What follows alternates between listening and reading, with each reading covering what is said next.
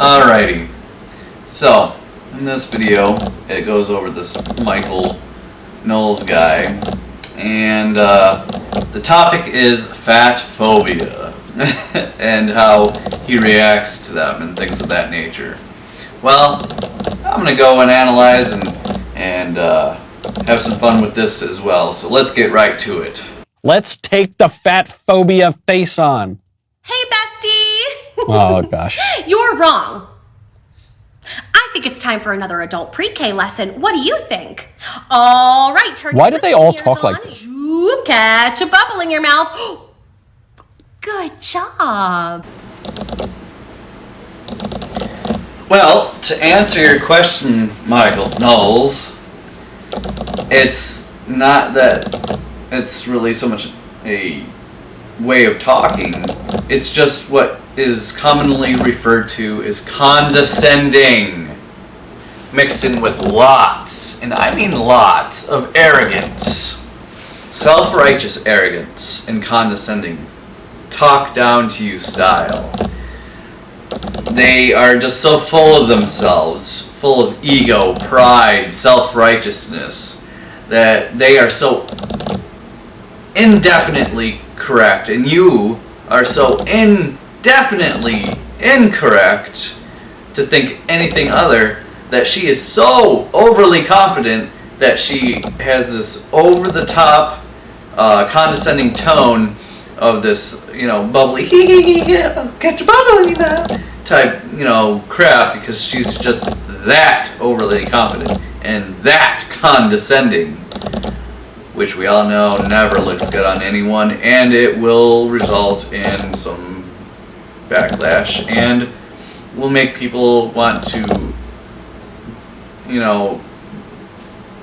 analyze and bit by bit, word by word, destroy the argument that she has. That's what that is. Okay, here's the thing. Catch a ball.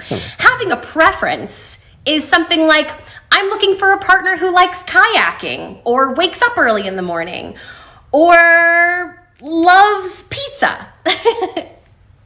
But when your preferences exclude an entire group of marginalized people, that's problematic. Did you see that very sudden change in intensity? She went from that to real quick there, didn't she? It's so hard to take these people seriously, and even to piece by piece just wreck their logic, if they have any logic, that is. So basically what she's trying to say in her very immature, childish, condescending tone is, and overall just egregious way of putting it, is that she believes that liking pizza is a preference, but disliking morbidly obese females like her is discriminatory, or in any way, shape, and form wrong to do. Likewise with all these other categories that I'm sure she'll bring up. So here's the problem, is this whole marginalized group thing. If I want to say that my preference is I only want to date martial arts females, that's a marginalized group. That excludes so much of the population. So much of the population. Does that make me martial arts-ist? Martial arts ableist? I don't know. But anyway, what my point is you can make this argument for any niche category. Whether it be martial arts, could be used as the same argument.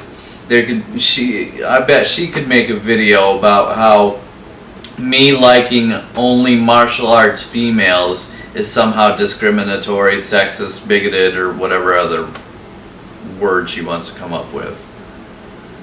See how ludicrous that is? Literally, that's as simple as it gets. Preferences are preferences regardless if they offend you or not. facts are facts whether you want to accept them or not. And facts don't give a fuck about your feelings. And that's all there is. That's literally defeats her statement right there and then. It doesn't take it much more than that. You don't need to be super intellectual to defeat this sort of logic of hers. I've literally ended it right there. 1 + 1 = 2, not 3. She thinks it's 3. I know it's 2. And I literally destroyed her argument to prove why 1 + 1 = 2. Yikes. But anyway, let's go on anyway, just because. Okay, that's not nice. That's not a preference. If you lump all fat people in one group together as though they are not very different individuals, that's fatphobic. Just like lumping all black people in one group and saying, I don't like black people, is racist. Yep, I knew it. I knew she was gonna go for the whole black people racist, blah, blah, blah, blah, blah. I knew she was gonna throw in all these other things to try to make it seem that she has a strong argument, but in reality it's just manipulation and intellectual dishonesty. She's trying to back up something that isn't back upable. Again, I'll go back to, lumping all martial artists into one group. Well, there's Brazilian Jiu-Jitsu, there's traditional judo, there's kickboxing, there's Muay Thai kickboxing, there's wrestling. I mean, there's so many martial arts out there. Does that make me martial arts phobic? Anyway, yeah, you see how literally insane that is in the thought process there. Well, now do I have to accept every martial arts female? No, I'm gonna go for a Brazilian Jiu-Jitsu female more than I would over a Muay Thai kickboxing female. I guess I'm martial arts phobic now. God. The logic of these fat people are so helpless. They are just literally helpless. They're trying to defend and make an argument out of something that's literally indefensible. You cannot reasonably make an argument like this. Like, there is no reasonableness. There is no intellectual honesty with this. This is just irrational, illogical, and emotionally led in what's being said, in regard to the arguments that they're putting up. It's all personal bias. They're offended, and they want to find ways to guilt trip others into finding them attractive or to date them because they can't do it naturally because they're fucking fat. Or in this chick's case, morbidly obese. And lumping all disabled people in one group and saying, I don't think people in wheelchairs are hot, is ableist. Do you understand what I'm saying?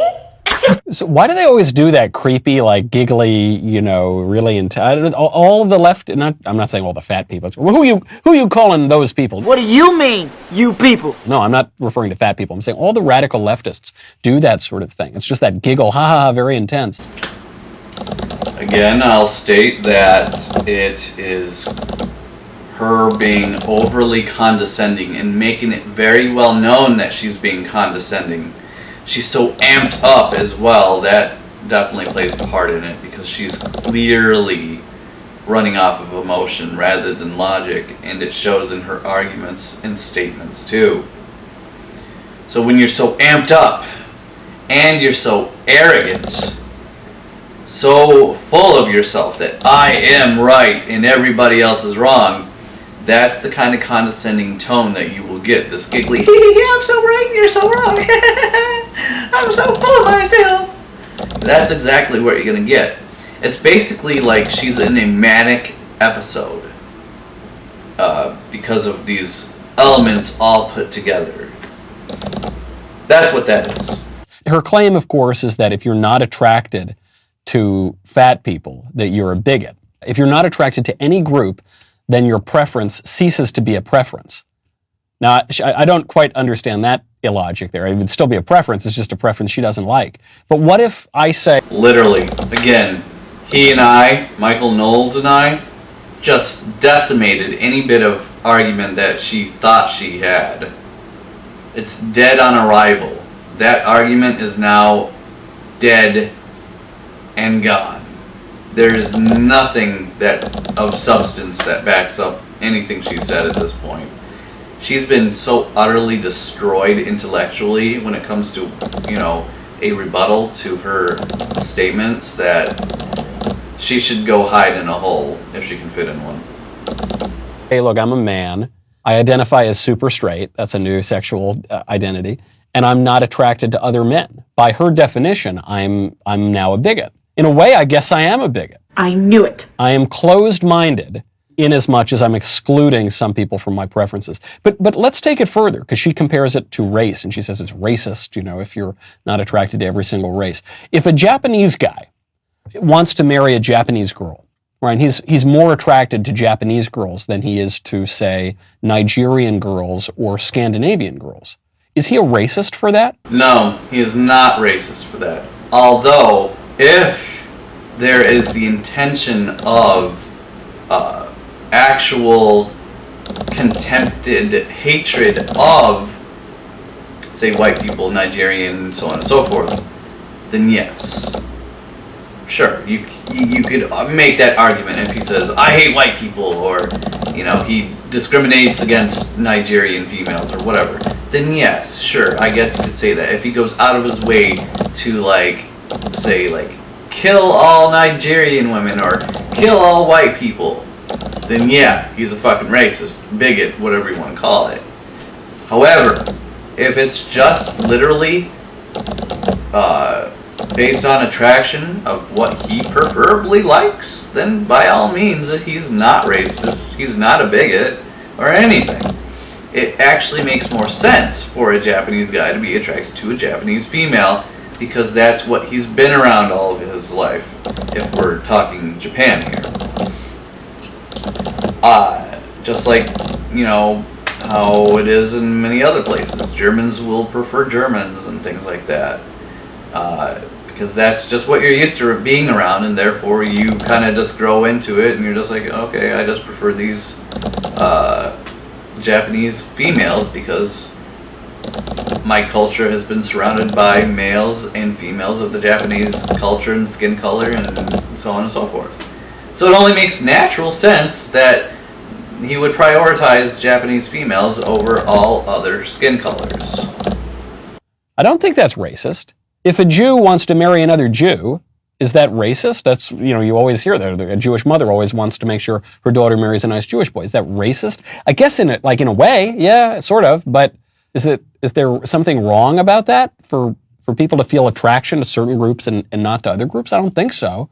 But the radical liberation of this ideology, that you see in radical feminism, radical sexual revolution stuff, LGBT, radical this, radical that, demands that we be open to everything and not have any preferences. Ironically, she's saying, she's denying my lived experience. She's saying if you have this preference, then you're some sort of bigot. Not very persuasive. Even if we all catch a bubble in our mouth and listen, not very convincing. No, there is not.